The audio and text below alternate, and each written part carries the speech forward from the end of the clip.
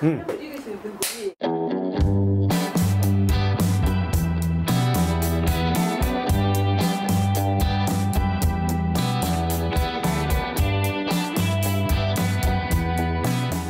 이게 사실은 따지고 들어가면 1965년에 한일협정 까지 가게 돼 있어요. 얼마 전만 해도요, 우리가 예컨대 공항에서 일본 밥솥 사들고 오는 게 유행이었던 적이 있었고요. 또 청소년들은 일본의 워크맨, 일본의 가전제품, 그죠? 뭐 소니, 뭐 등등 우리가 뭐 그랬던 시절이 있었잖아요. 그래서 우리가 우리 주제를 좀 알고 좀 자존심 상하지만 좀 수그리고 일본 하자는 대로 좀 해주고 해서 우리가 이렇게 지금 요 상태로라도 가야지 자존심만 가지고 안 될 싸움을 벌여서 되겠느냐라고 하는 게 깔려 있죠.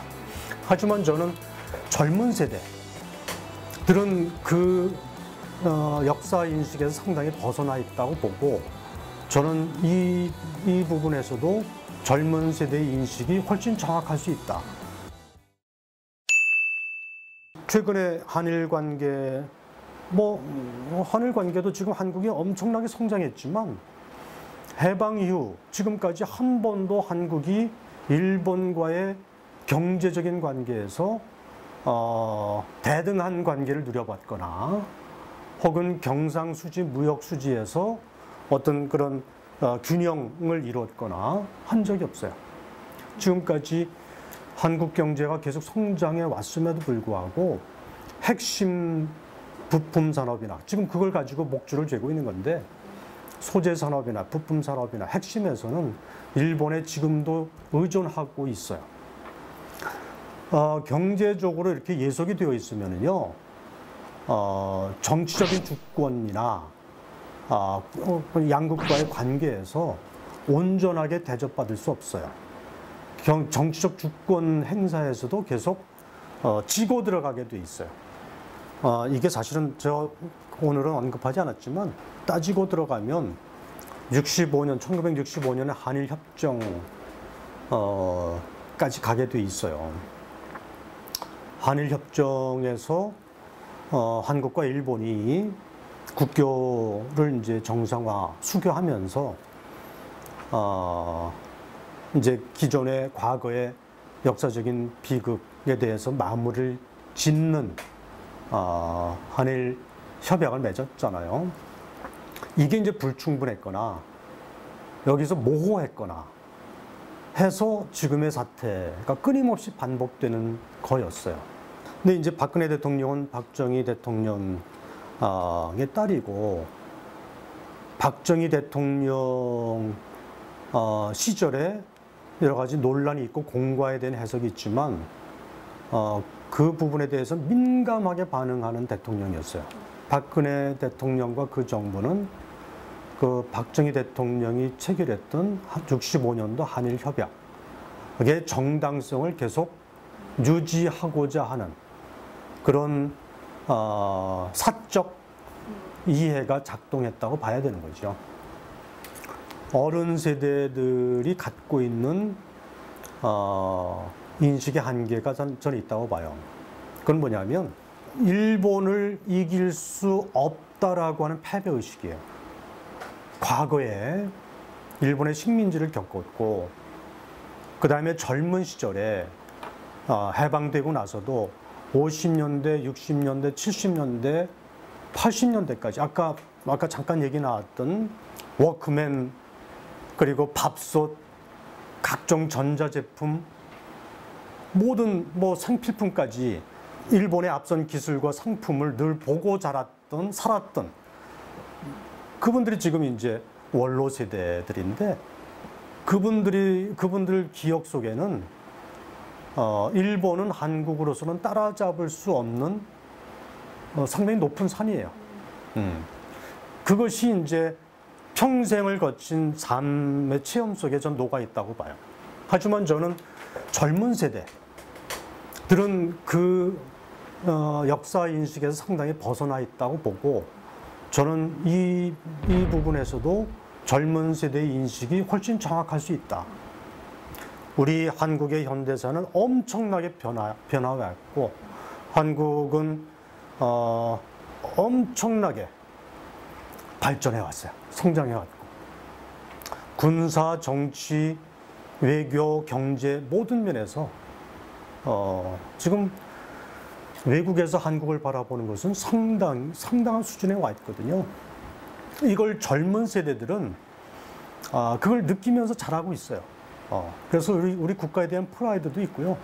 할 수 있다는 자신감도 있고요. 어느 뭐 강대국에 대해서 꿀리지 않는다는 그런 있어요. 패배의식이 없는 거죠.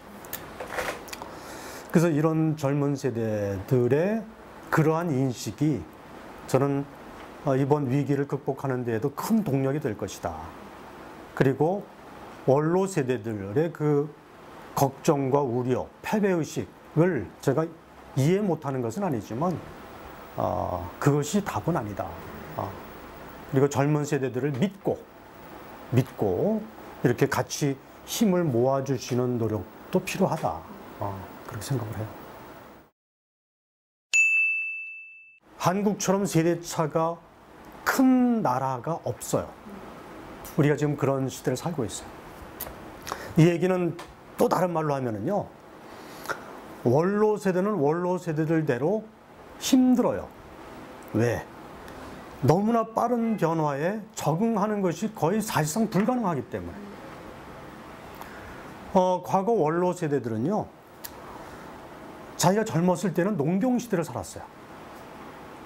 농경시대의 한 특징은 전통과 관행이 중요한 시대예요. 어른이 중요한 시대예요. 근데 이제 그런 시대에 세계관도 형성이 되고 가치관도 형성이 되고 생활 윤리도 형성이 됐는데, 한참 일할 때에는 산업사회로 바뀌었어요. 정신없이 일하고 그냥 소위 산업화된 개인주의에 적응해야 되고 이런 체제로 바뀌었어요. 그러다가 최근 10년, 15년 전부터는 소위 정보화 시대 혹은 IT 시대, 그러니까 이제 물밀듯이 오면서 지금 저만 해도 요새 사실상 포기했는데, 스마트폰을 어떻게 효율적으로 써야 되는지 제 나이만 해도 쫓아가기가 허겁지겁한데, 저보다 연세 많으신 세대들은 사실상 불가능해요. 근데 이 빠른 세상, 이렇게 빠르게 변하는 세상을 보면서 사실상 해석도 안 되고 이해도 안 되고, 그러니까 이제 젊은 세대들하고 부딪히게 돼요. 이 젊은 세대들, 신세대들도 힘들긴 마찬가지죠. 왜냐하면 그러한 어른 세대, 부모 세대, 할아버지, 할머니 세대하고 함께 지내면서 오는 이 아이들이 버르장머리가 없어서 그런 게 아니에요. 예의가 없어서 그런 게 아니에요. 이 아이들은 이 아이들대로 부모 세대를 이해할 수가 없어요. 그리고 할아버지, 할머니 세대들도 이해할 수가 없어요.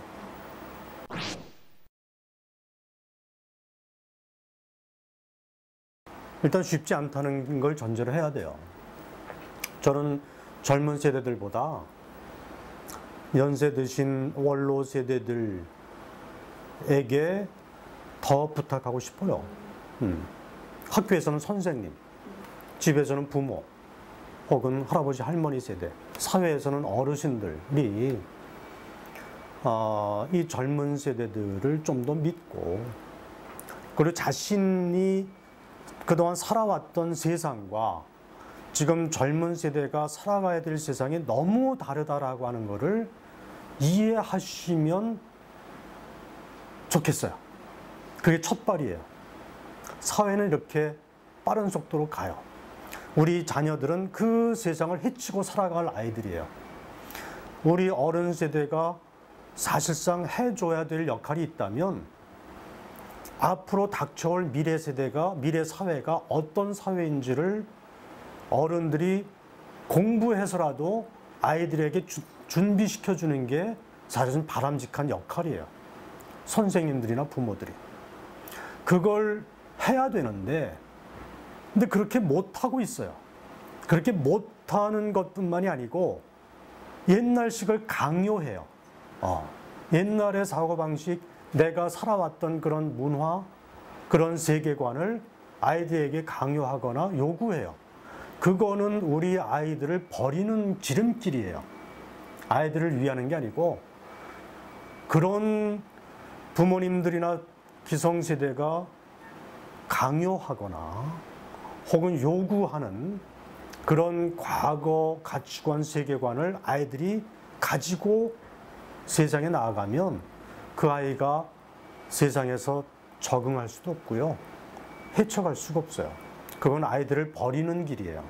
젊은 세대들도 인간적으로 이해를 해야 돼요. 할아버지, 부모 세대, 기성세대가 그러는 것을 인간적으로 이해하는 게 지혜로워요. 하지만 자기가 살아가야 될 미래를 헤쳐가는 것은 부모와 기성세대에게 크게 기대하거나 요구하지 말고 힘들지만 자기가 헤쳐가야 돼요. 그러니까 어렵죠. 뭐 둘 다 어려워요, 사실. 별로 여기 제가 하는 얘기에 답이 없어요. 사실은 그게 너무나 어려운 거거든. 그래서 부모님 참으세요. 부모님이 참는 게 맞죠. 네. 근데 잘 참아지질 않거든. 근데 지금 교수님 사회학자시잖아요. 네. 네, 사회 적어도 그래도 그 시대에서 어떻게 보면 사회의 앞날에 대해서는 누구보다 조금 내다보시고 그런 판단을 하시는. 그래야 되는데 저에 대해서도 정파적으로 해석할 거예요. 근데 이게 한국 사회 비극이에요. 한국 사회 비극. 모든 것을 정파적으로 해석을 하고 정파적 의도를 읽어내려고 하고 그렇게 갖다 붙여요. 그렇게 갖다 붙여요. 이게 이제 비극이고, 제가 일관되게 주장했던 것이 우리 아이들을 가르치고 교육 현장에서만큼은 이 정파적 분열과 갈등이 있어서는 안 된다. 이것은 비극이다. 그렇게 되는 순간 교육이 어디로 갈지 모른다. 그래서 교육자만큼은, 교육 현장만큼은 여야 대결로, 정치권에서 우리가 흔히 보는 여야 대결로 가서는 안 된다라고 하는 게 제가 절박한 호소였어요. 작게는 선생님부터 교육 행정가 혹은 교육부 장관도 마찬가지예요. 들은 최대한 자기 의지를 가지고 노력하지 않으면 안 된다.